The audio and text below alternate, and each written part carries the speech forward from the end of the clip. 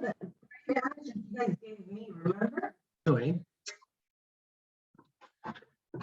I want to give a brief overview of the Social Good Project program, which is what all 4 of our Tebow Method youth tonight are going to be sharing their experiences doing this year.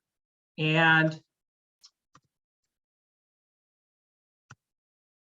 to give a brief overview of the Social Good Project program, it helps to compare it to something. So community service and volunteering are 2 very common ways to give back and to help others. And the Social Good Project program compares in a couple of ways. First of all of our youth tonight, they've designed their own social good projects. And they will base their projects on issues that they're passionate about or that they're intrinsically motivated by. Thirdly, they lead their projects, which take about 3 to 4 months to complete and involve fundraising, marketing, recruiting beneficiaries, public speaking, and for the first time, giving an interview live on Zoom. And we're really excited to hear what they have to say. Fourthly, the problems that youth are solving in Tebow Method are dynamic. They are in the real world. Until they decide to address the issue is not being addressed. So they won't sign up to go volunteer somewhere. Instead, like myself, I founded a nonprofit because I wanted to help our youth learn how to start and go out into the real world to address issues on their own and with the support and guidance of staff and mentors and volunteers. And finally, they work on all aspects of their projects, just like someone starting their own program or starting their own service or starting their own club or their own nonprofit would do. And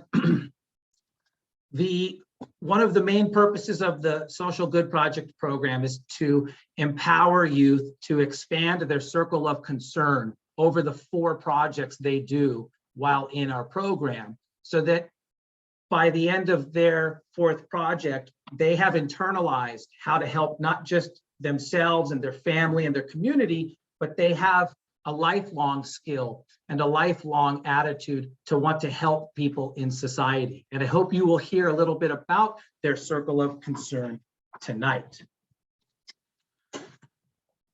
If you wanted to find out more information about the program, look at the link on the top, the Social Good Project program. We will chat it into the link, into the chat for you.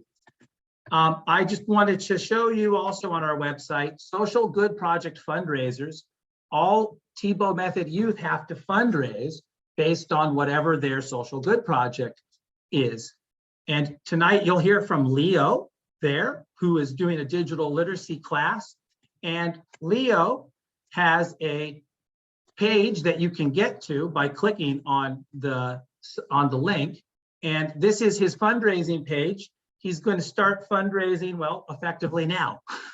But he will start in January when he comes back from break. And so you can see what their projects are and the amount that they need to raise and how you can help. And you can also see Kevin, who tonight you'll hear from, and this is his fundraising page and what he needs in order to teach his Lego bridge class. Finally, we are doing a holiday fundraiser and have raised about $3,000 right now and are trying to raise $10,000 before the year lets out. So if anyone would like to support our youth in general, there is a link to that in the chat that you can click on. And all of these pages are on our website.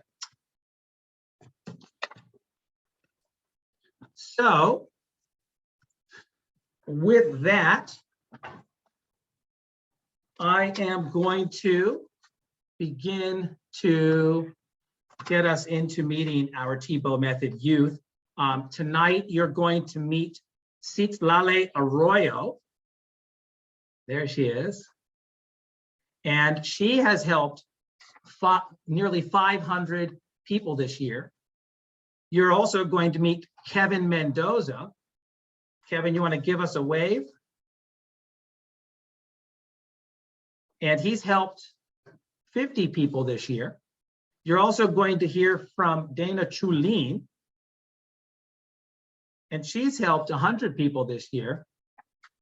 And you're also going to meet Leo Arroyo, and he's helped 100 people this year.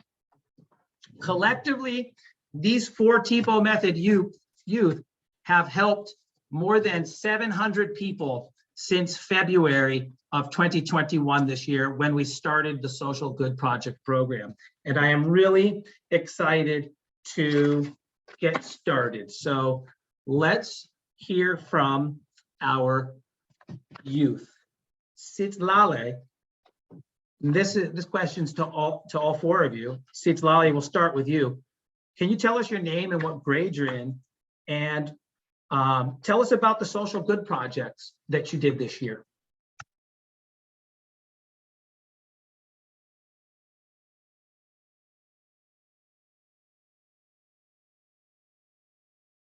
Got it.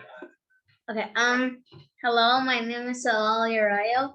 I'm in 5th grade, and what I've done for my social good projects is that my first social good project was based on me going to go, I went to go get donations.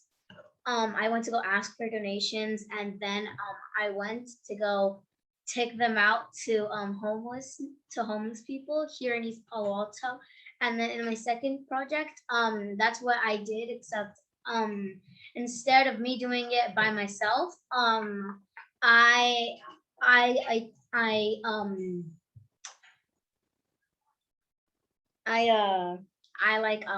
got kids,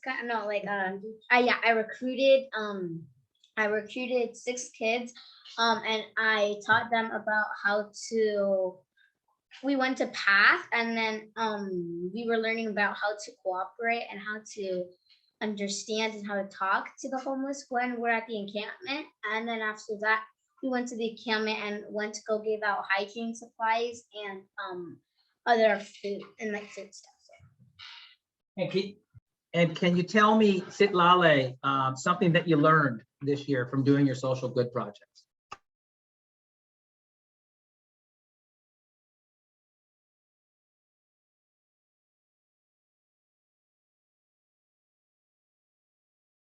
Okay,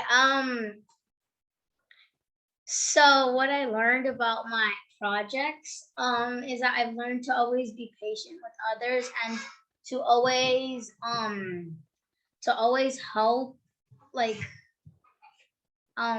what I've learned is that I've learned how to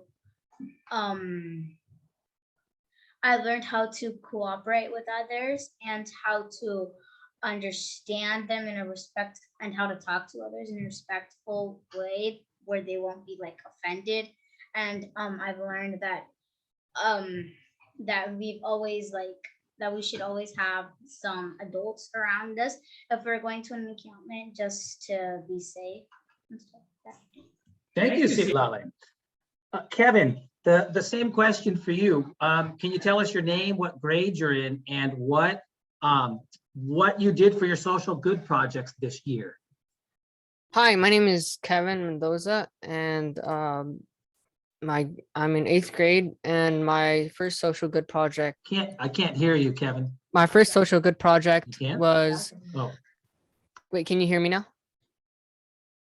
My first yes, I social can. good, my first social good project was collecting Legos and then making a class of how to build the bridge with Legos, and that was located at College Track, and we made the class possible because of them and a lot of donors, and we called a ton of stores, and well, we received a lot of donations. We called a lot of stores, and we found the main source of the bricks, which is brick recycler.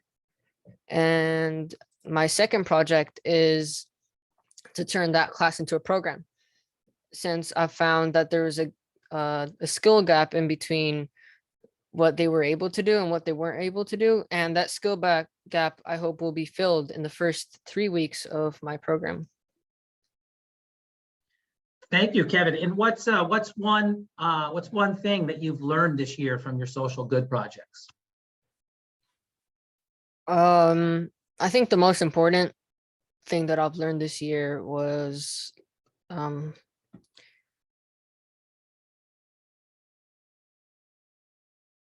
like don't let like no's stop you. Since when I was calling a lot of stores, I've said no, or they've said no to me a lot of times, and you just have to keep on going. You don't have to feel bad for it. Awesome, Kevin. Dana, what is your name? What grade are you in? And can you tell us about the social good projects you did this year?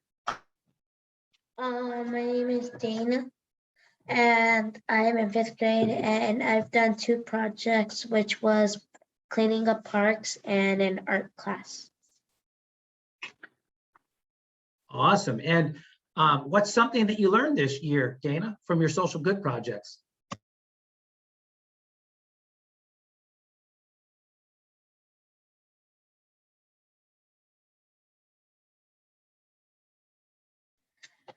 I learned how to be confident and some new art skills and what not to like do weird stuff with my body parts. Yeah.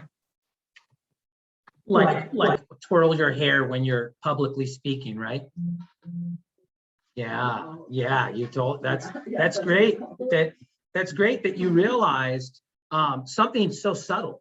Right? That's a really minor thing that it relates to public speaking, but you were able to realize that actually makes a difference in how you deliver and how your audience hears what you're saying. So that's awesome communication learning that you did, Dana.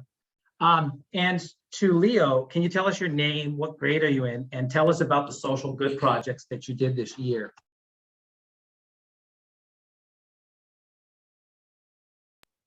Hello, my name is Leo and I'm in 7th grade. What I did for my social good project, well, my last one was I helped kids to make a Roblox world, and yeah, taught them how, like, step by step how to do it. Oh, well, what I'm doing right now is, well, right now I'm making a digitally, how to pronounce it? Digitally literacy class, something like that. And yeah, I think it's like a 1 month, 6-week project that I'm doing, and it's kind of like helping kids like to do coding, kind of like simple ones to like grades, I think like 4 to 5th, or 4 to 5th. Awesome. And Leo, what's something that you have learned from your social good projects this year?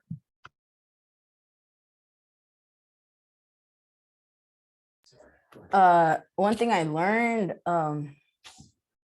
that you gotta like kind of be patient with yourself, because it takes time to like lesson plan and to plan everything out, and to also to get your people to join your class and that stuff. Thank you, Leo. And that's an incredible amount of learning all 4 of you have done, and in very dynamic ways, which goes to show that each project is unique and has a special set of lessons that it will teach you. I want to move to my next question, Sitlale. This is for you.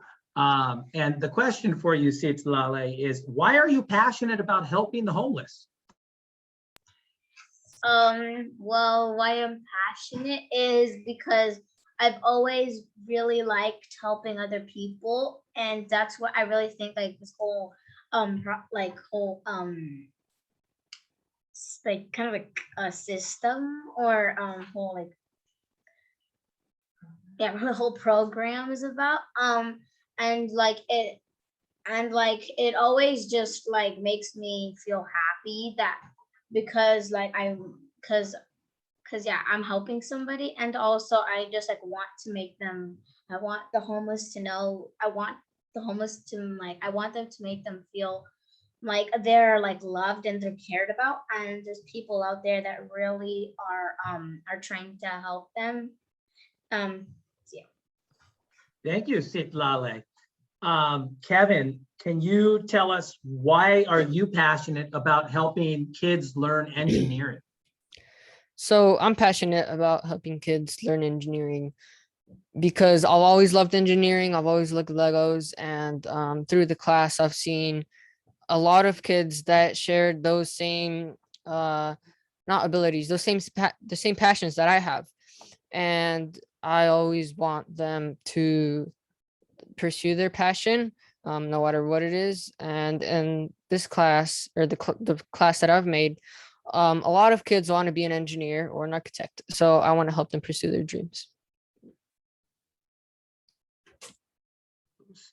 Thank you, Kevin. Really inspiring, both of your responses, Sitlale and Kevin. And Dana, can you tell me, why are you passionate about helping others learn art and also cleaning the parks? I'm passionate about I'm passionate about kids learning how to do art, and I'm passionate about keeping some parks clean because I could see there's litter in the ocean right now. And why are you passionate about kids doing art?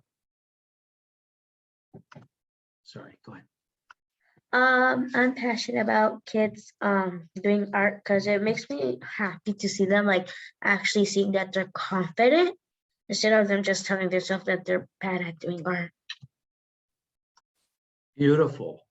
And Leo, my question for you is why are you passionate about helping other kids learn digital literacy?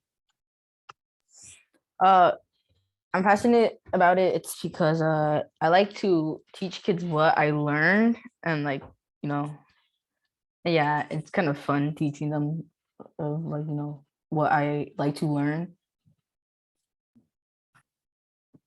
Thank you all for that. For telling me about why you're passionate about what about your cause, your cause. And I think everyone here on the Zoom tonight probably has something that you're passionate about, just like our youth. And I think that this is one of the starting points for a person to discover what gives them the energy and the willingness to work hard and to think long term. So I encourage all of you to chat through what your passions are throughout this conversation with Tebow Method Youth. I'm going to go on to the next question here, which is for all four of you. Sitlale, I'm going to start with you. Can you, Sitlale, so all of you have told me before that what makes Tebow Method different from school and other programs is that we help you to pursue your passions. So Sitlale, what I want to ask you is why are your passions important to you?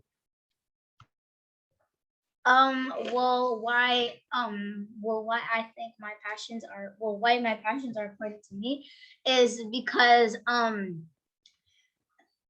like they're always going to help me know what I like, or like what I like doing. And like if like adults and other parents tell you about your passions, or like tell you what to do, and like say, oh, okay, so when you're like done doing this, you're gonna go like do that, like, or like your job or something like that. And like I think it's important to me because if I know what my passion is, then I know how to already like I already know how to do it when I'm young already, like so I can like practice or like focus on something that I'm really like motivated about, so I can like try more harder every day to like kind of pursue it. So like when I'm older and I can like have a job, I already know how to like do something and I could be like good at it. good at it and stuff. Thank you, St. Lale. That was deep. Kevin, tell me, why are your passions important to you personally, Kevin? My passions are important to me because if I become an expert in my passion, I can help other people become an expert in their passion too. And if my passion aligns with someone else's passion, well, great, then be so. And the passion, it's important to me because if you know what your passion is, you're most likely going to know who you want to be when you grow up and what future career you want to exceed in. Thank you. That we're going deep tonight with Tebow Method Youth. I like this. I like this. Dana, same question for you, Dana. Why are you passionate, or I mean, why are your passions important to you? They're important to me because if you basically don't have any passions, you basically don't know what you're going to be in the future and stuff. Like, you don't know what you want to be. Like, I didn't know what was my passion, but I have passion for art right now.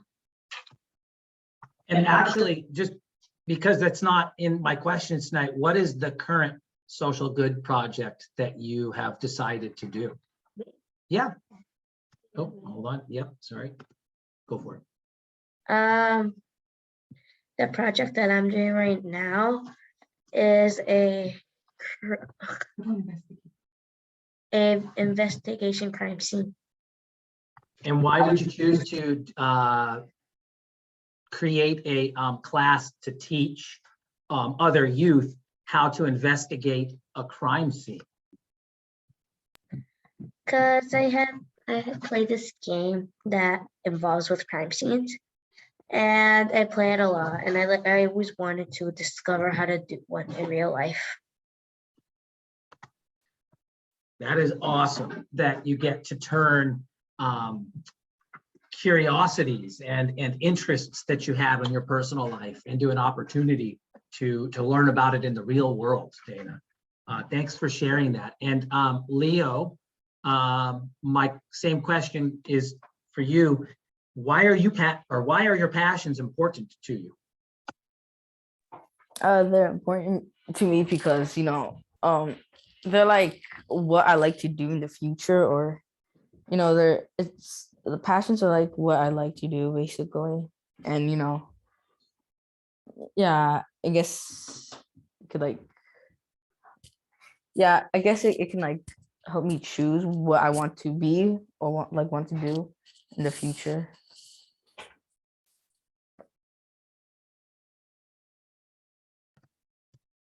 So thank you, Leo. And the common theme there that I heard and that we've actually heard from every single Tebow Method youth is that passions help you think about what you want to be in the future. And part of that too is, I think, that how you're pursuing your passions through the Social Good Project program is you're out in the real world. So you learn how your passions work in the economy, right? In society. And so that helps you to have a better understanding, like Sitlale, when you went to PATH, the nonprofit, and you and 10 youth and parents were trained in how to do outreach work. You got to see what employees do in the world that relates to your passion. And that's true of all of you. And I am putting into the chat a link to, oops, no, I need to make it to everyone. There we go. A link to research on our website that talks about the findings of cultivating intrinsic motivation in youth, but also in employees in the workforce, in students in school, and all of the positive benefits that come to a person emotionally, but also the development of their capabilities into to the levels that enable them to contribute something of value to society, which is why someone gets hired to begin with, because a company thinks that that person will add value. And If you have questions about Passion, please put them into the chat. Also, we should just put the email in right now, Ulises, for people. If you have any questions that you wanted to ask offline, if there's anything you wanted to follow up with, we're going to put the email that you can outreach to. So I'm going to move on now to my next question. Sitlale, this is for you. And I am going to provide a little bit of context before I ask my question, Sitlale. So you worked with a lot of the homeless this year. Or I'm sorry, you worked a lot with the homeless this year, and not just in common ways like collecting hygiene kits and giving out meals, also in innovative ways. And one example, you already mentioned it, was that you recruited 10 youth and 10 youth and parents to go to the nonprofit People Assisting the Homeless to be formally trained in how nonprofit employees do outreach work with the homeless. And then 4 days later, you went to Columbus Park Encampment in San Jose. It's the biggest encampment in San Jose. And you led 20 volunteers in doing outreach work at the encampment. So my question for you, Sitlale, is what was that experience like for you? Well, like how I felt when I like stepped into the park was like I was just kind of like amazed, or I was like very shocked about how how homeless people, like I know that homeless people are like live in the streets and stuff like that, but like it was just like a lot of like things everywhere, and like I was just like very shocked that people actually live like this. When I was giving out a hygiene kit to one of the unhoused at Columbus Park, it just like felt very like wow, kind of. Like I just felt very like motivated and very like proud of myself that I'm like doing this, and that like other people also wanted to do this. And they're like encouraging me and is supporting me through this. So yeah, I just felt very good, I guess, like more than good. And what did all that help you discover about what you want to be when you grow up? Go ahead. Well, what I want to be when what I discovered that what I wanted to be when I grow up is that like since I gave out to since I went to go help the homeless, I decided that I also want to open up my own kind of like business, not like business, but like place, kind of like path. A nonprofit. Yeah, nonprofit, which is path. And I wanted to like make a place where they can, where they can stay and sleep, and which they would also have a storage room where they could put all of their things that they have, and they could like stay there for as long as they needed. But we would also in the meantime be helping them like get them into a house, and yeah, like a permanent housing. And that's what I want. Thank you, Sitlale. That's really, really inspiring. And I haven't told you this, but Mariamne, our executive director, told me just today that even the kids who are in Tebow method who have met you have started to be more interested in and caring about the homeless. Brian, I think the example was Brian and Diego. They're two youth in the program, Sitlale, and once they met you, they started to notice homeless people more in the streets, and actually have started asking their parents if there's ways when they see them that they can help them. So there's a really big ripple effect here happening. in the lives of other people based on being inspired by the work that you do.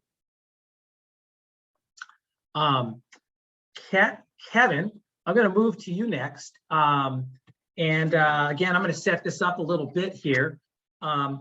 So Kevin, I remember when you and I spoke in the beginning about your first social good project to teach a Lego bridge class to kids in the community, that you thought it sounded a little bit easy. And then though came having to market your project, fundraise for your project, make calculations about all the Legos that you needed, which I was involved in that. And I admit it was like trying to drive through a tornado or a hurricane. It was much harder than I thought it was going to be to have to do all those calculations. But you did it, you learned. And also you went out and you found participants for your class. I remember how nervous you were when you made that first call for a donation, but then how excited you got when someone said that they would donate. And not only that, you even realized that getting turned down was part of the process of fundraising and not to take it personally. I can definitely relate with that. That is a major skill as a nonprofit employee who does fundraising, to not take getting turned down personally. So watching you grow and learn, or learn and grow more confident, it's been really inspiring. But actually what's more memorable to me, Kevin, is what I observed about the kids who took your Lego class. You on your own noticed a skill gap that in the kids in their technical skills around Legos, that gave you an idea for what your next Lego bridge class could be, that could actually fill that gap and be more beneficial to kids in the community. Can you, and by the way, in nonprofit lingo, Kevin, you identified a program development opportunity based on user feedback.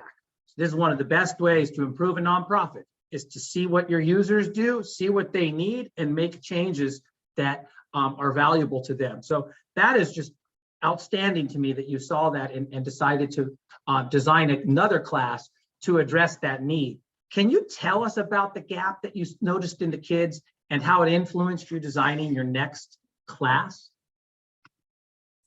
So the gap was a gap of skill because all the kids were creative and they had a great idea of what they were going to do. Maybe someone wanted to make a spaceship on the bridge, or someone wanted to make the Golden Gate Bridge.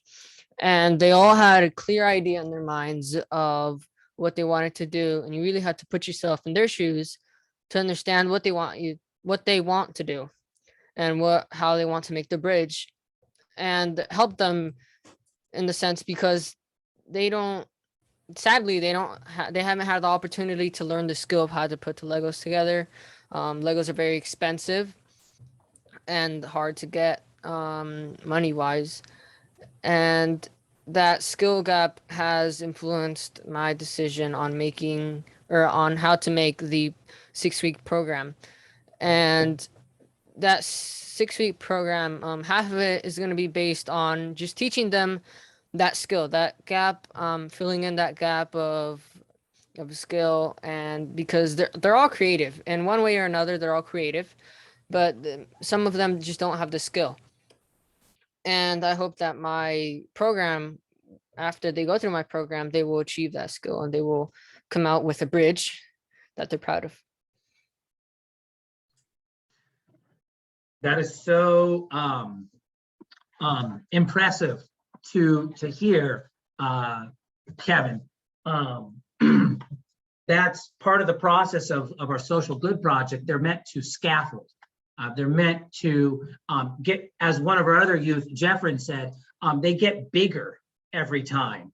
And as they get bigger, the skills you're learning become more internalized and allow you to take on bigger challenges with more ease, and also to be more comfortable with challenge. So that is awesome, Kevin. Dana, I know that your biggest social good project was creating an art class for kids in your community called Art from the Heart. And for that project, you partnered with the Pacific Art League in Palo Alto. They donated the art supplies that you needed, and they also let you use their studio to teach your class in. And I was there, and it was a great class and an amazing space to be able to expose other youth in East Palo Alto to. You, for this project, you were mentored by, and all of our youth are mentored by, you were mentored by two professionals who taught you a lot of the skills that you used to teach your art class. Dana, tell us, what was it like to work with your mentors, Dr. Barbara Stroud and Cassandra Rodriguez Planbeck? Go ahead. It felt great because I think I never got a mentor in my first project. Did I? No, I never got one. And two, they were so helpful with me. One gave me confidence and one gave me some skills to use in art and helped me create a lesson plan for my art class. Who gave you the skill of confidence, and who gave you the skill of the art? Oops, okay. Go ahead. Dr. Barbara Stroud gave me the confidence to not be shy and like do weird stuff with my hair. And Cassandra Rodriguez helped me do the art skills so I could use them in my art class and how to do the lesson plan. And before you move, what did you learn from Barbara and what did you learn from Cassandra? What's one thing you learned from each of them that you took away for you in your life that's helped you? For Dr. Barbara Stroud, I learned how not to play with my hair anymore. And for Cassandra, her skills helped me more.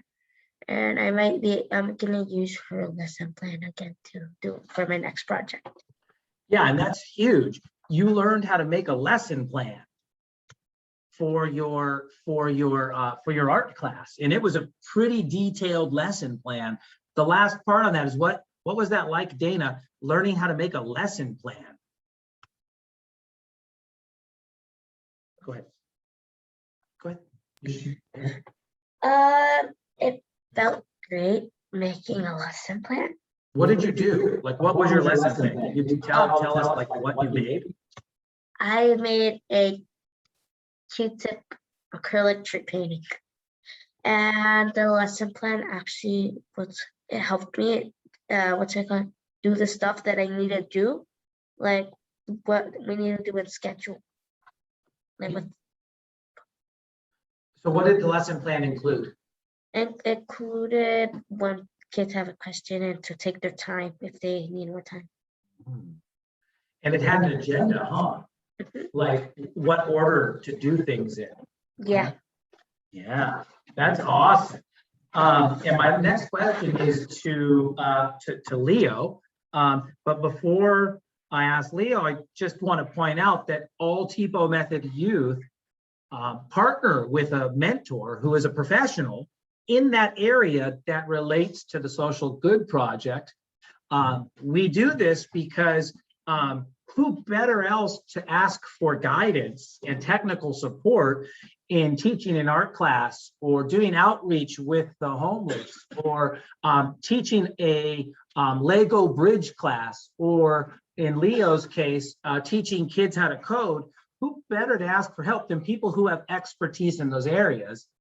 And then secondly, it also exposes the youth to, again, how their passions are working in the real world, which helps them to develop career aspirations.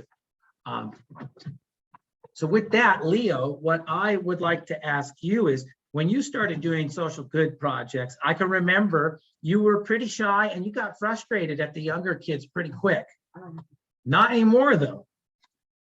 Because since then, you've grown so much to become patient with your students, and not just to be patient, but to actually have an eye out for who needs help. I remember when you taught your college, your Roblox class at College Track, you told Mariamne, you said, hey, that kid, he was like 3 or 4 years old. You said, oh, that kid, he's really small. He should come up to the front because then he can see better.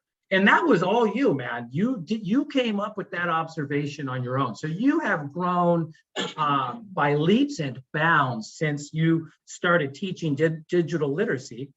You taught 2 classes. You taught 1 class at East Palo Alto Charter School over Zoom. And then you taught another class at College Track in person, which is, again, a big feat that you learned how to do it digitally and in person. And now for your 3rd project, you're planning your biggest class yet, a 6-week workshop that will teach kids how to code, design games, and build 3D models. Throughout these projects, I saw you grow into a confident teenager who discovered a passion for teaching digital literacy. What have you learned about being a teacher, Leo? That like it's like you have to be patient with them, and also it takes time to like lesson plan, and also to get to know like your like students or the people that you're teaching. And Leo, how has your opinion about teachers changed?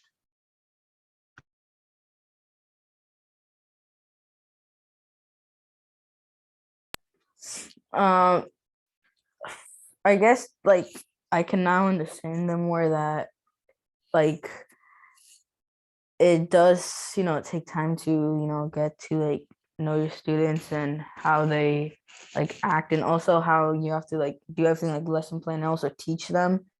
And like also to not like, and like I'm like also like to not keep them bored, like you also have to like entertain them, not like give a whole like lecture of how to do it, else like it's gonna be boring. So Those are some amazing insights that we know teachers, and I'm sure right now they'd all jump up and give you a big hug. Because yes, teaching goes beyond teaching. It's a human service that you're providing. And I also want to point out one of the things I liked about you realizing, or how your view changed of teachers, is you told us that now you know why they drink so much coffee.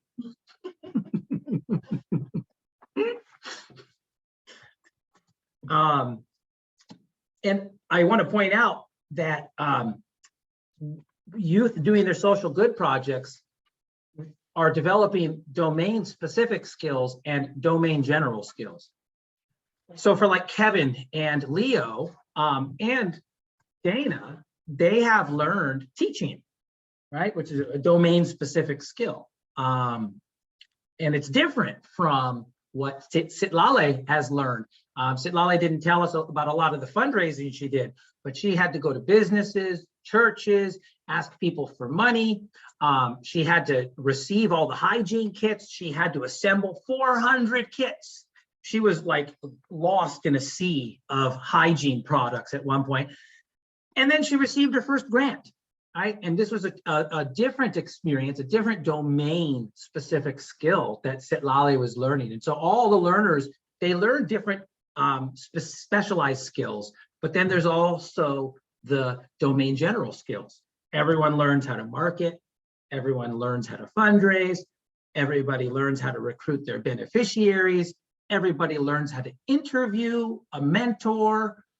And so that's a pretty great thing that you all are getting to learn different skills, but also standardized skills at the same time. I'm going to move on here to the next question, which is for everybody. Sitlale, I'll start with you. And the question is, Sitlale, what were the hardest or the scariest parts of doing your social good projects? And what did you learn from that? Well, one of some of the hardest parts that I faced doing my while doing my social good project is that I didn't, when I kind of felt like nobody was gonna, like, no kid was actually gonna really want to, like, no the kid was gonna want to sign up or volunteer kind of to go to my social good project. To be your trainee, right? Yeah. For the training at the homelessness nonprofit. Yeah.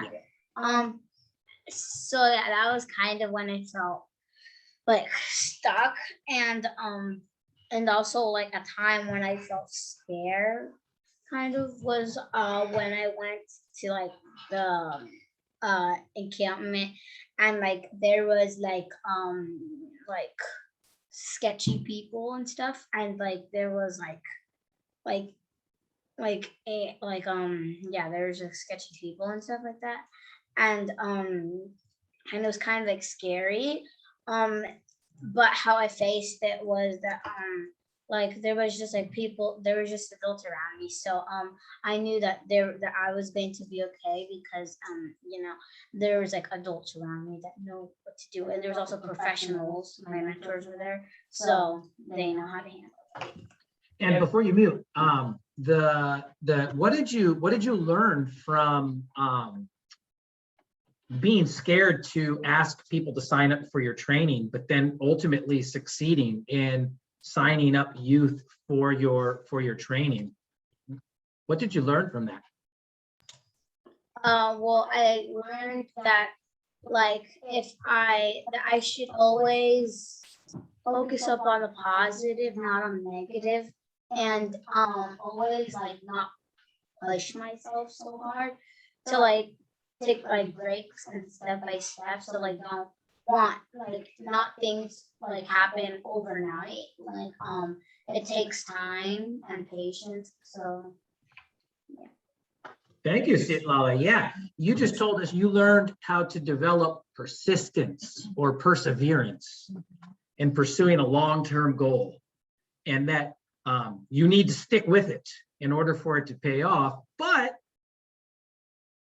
don't put too much pressure on yourself, right? Remember, it's a long-term vision. And so it takes time, and don't get too hard on yourself. And that's great. And I remember you telling us about that during your reflection. And I was very, very, very happy to hear that you're learning how to develop persistence in pursuing goals that take a long time to achieve. That's a skill that you will keep with you the rest of your life. And I want to just make a comment on time. We're at 5:57. I'm sorry, we didn't start until about 5:07, 5:08. This is our first Zoom, so we're learning some lessons here. I hope everyone can be sympathetic with us. We're going to go till 6:10. We have this set of questions and one more set of questions, and then just a couple of closing remarks, and we'll be done. If anyone has to drop off early, tomorrow we will publish this video on our YouTube channel, and we will send out that link. And if you in particular want that, just send us an email or put it into the chat that you want a copy of the video.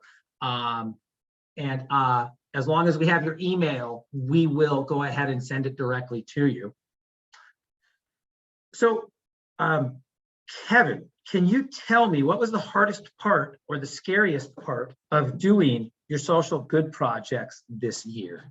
And what did you learn? So the hardest part about my social good project was actually getting all of the donations, calling and getting said no to, and then some yeses came up, and then more and more and more. And that was a very rewarding time. But the hardest part was mostly getting the actual donations, fundraising the whole thing. Of course, I was surrounded by a bunch of wonderful people who wanted to help out, and staff at TO Method.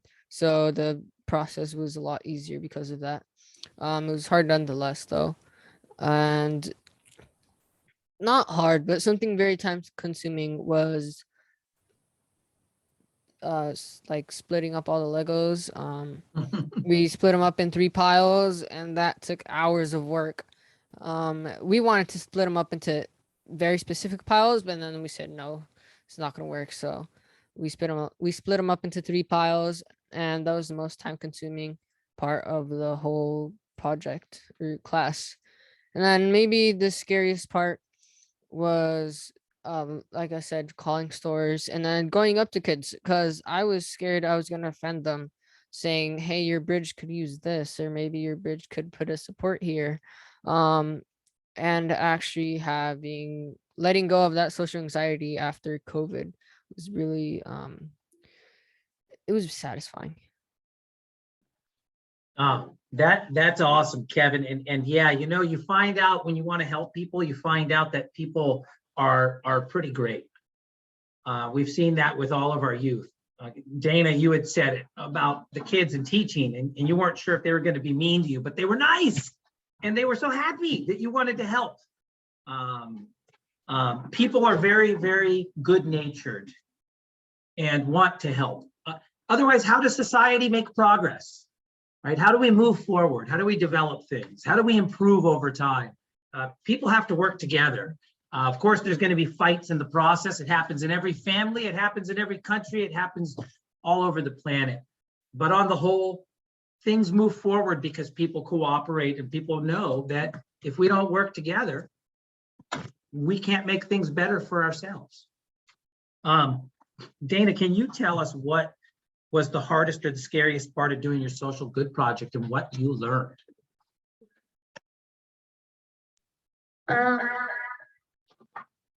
hardest part of my project is when I thought kids were gonna be scared of me.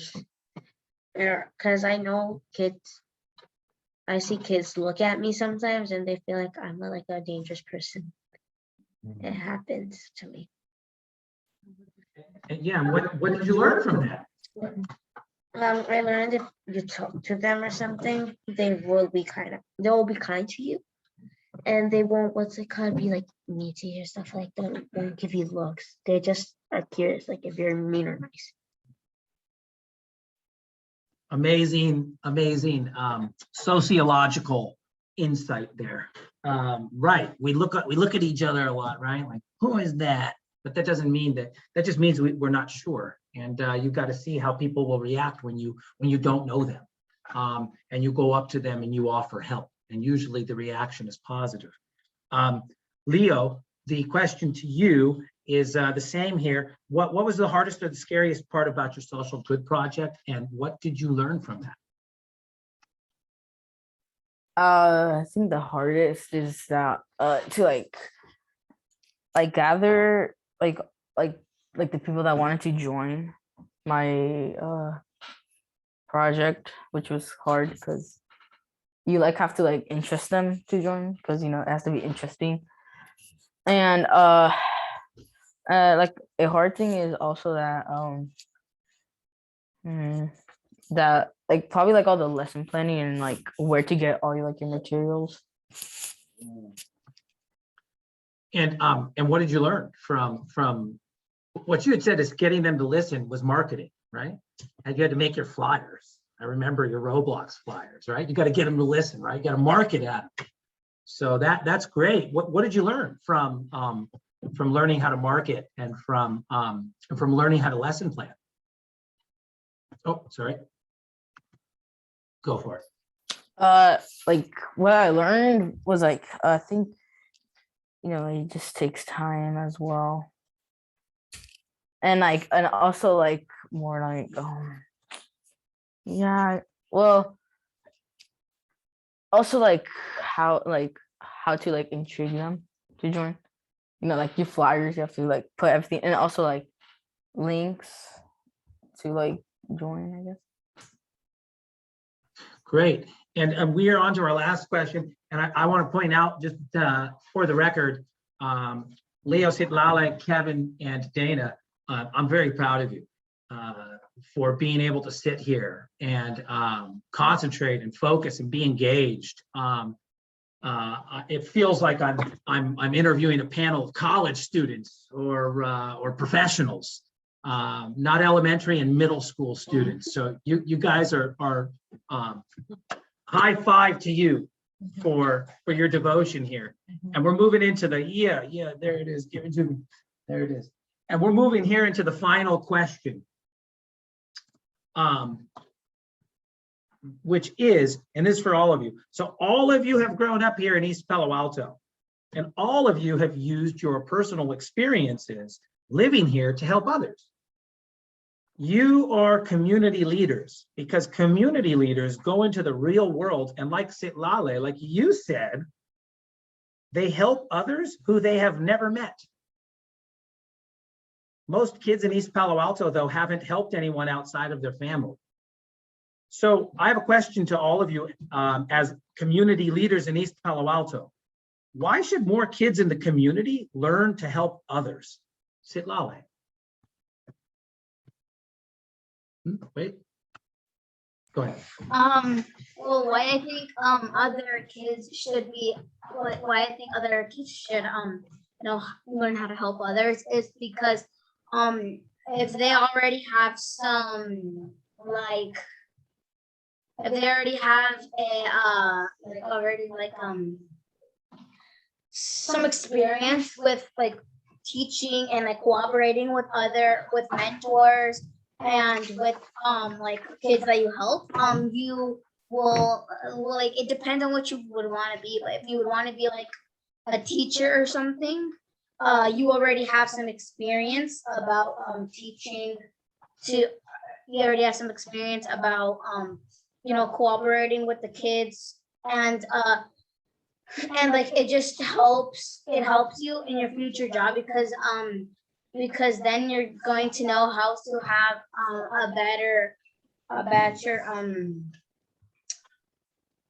a better relationship with your coworkers or your people who you work with. And, you would know how to handle situations, I guess. That's profound. That goes beyond just helping, and it actually gets into you developing capabilities that will help you in all areas of your life. Thank you, Sitlale. Kevin, the question is to you now. As a community leader in East Palo Alto, why should more kids in the community learn to help others, and why? I think more kids should help each other, because if you learn how to help each other, or you learn how to participate in your community, it'll go beyond your community and beyond your future, beyond what you want to be.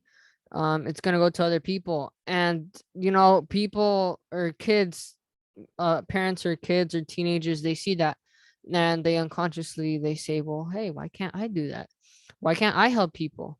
Why can't I help homeless people? Why can't I teach a class about Roblox? Why can't I teach a class about art? Why can't I teach a class about engineering? And so teaching kids at a young age why it's important to help other people around you, it's profound, it's deep. That was profound and deep. And again, I echo the going beyond helping, that actually helping teaches you something about you, right? It also benefits you, and that can benefit you by what you just said, discovering something that you love that can become a career when you grow up, no doubt. Dana, why should more kids in the community learn to help others, and why? Because if you have a passion about art or about other stuff like baking, you could go to Tiva Method and join it, and that's how you could find your future. In your future, Tiva Method could help you with your future, what you want to do when you grow up. Just if you had a microphone, you just drop the microphone. Yeah, that was well said, Dana. And Leo, to you, why should more kids in your community learn how to help others, and why?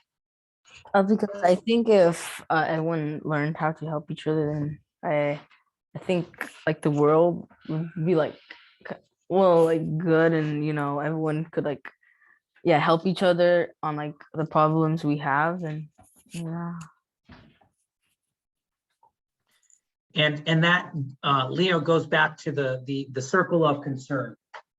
And right, you learn how to help the world, and say Lala, and that can help the whole species.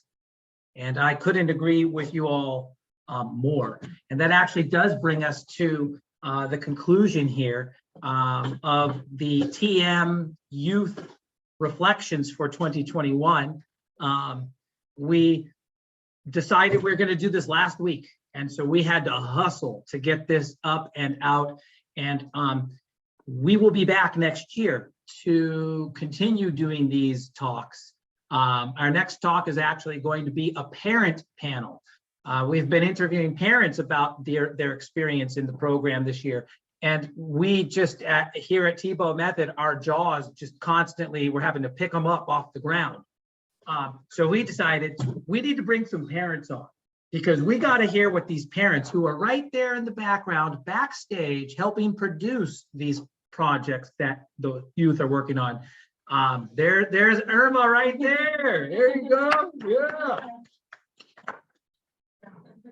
And we want to hear from them. So we'll be back in February or so to do a parent panel. And not just that, but we also are going to start interviewing other youth leaders in East Palo Alto who are not in the Social Good Project program, such as Christian Sabraja, who's the founder of Cool Line Kids here in East Palo Alto, and who got his start in his apartment complex, making a safe place for kids to play when he was 9 years old. And now he's 17 and just got into the top college of his choice and will be headed off to college and continuing to create nonprofit programs and aspiring toward a future of helping others, in his own words. So we'll be interviewing Christian sometime in the first half of next year as well. So if you would like to learn about how to stay involved with Tebow Method, upcoming events, there should be a link that we put into the chat that you can sign up for our newsletter. And also the email that we put into the chat, maybe we can put it into the chat one more time so that it's easily accessible here. Those will be ways that you can reach out to us if you want to volunteer, if you want to mentor a youth or volunteer to help a youth work on their social good projects. If you would like to donate skills, helping us make videos or helping us create marketing collateral, if you'd like to intern, supporting our marketing team or our program team, we are all open arms to not only our youth learning to help others, but others helping us. Because as a nonprofit, it is an incredible challenge on a daily basis to be able to do what we do. So all the support that you will provide is wanted. And I just want to say our goals for next year are to empower 500 youth to help more than 5,000 people. This year they helped 1,300 people. And so if you're interested in making a donation to help us to reach our goal, that would be incredibly valued. And on top of that, we also hope to relocate to a larger facility, because now we're in a pink house, but we are outgrowing our pink house. And we would like to relocate to a larger facility to become the first social good hub in East Palo Alto, where the community can know and can go to learn how to help others. And with that, I would like to thank everyone for your time, and I wish you a wonderful rest of 2022. And we will see you on the flip side of this year. Bye, everyone.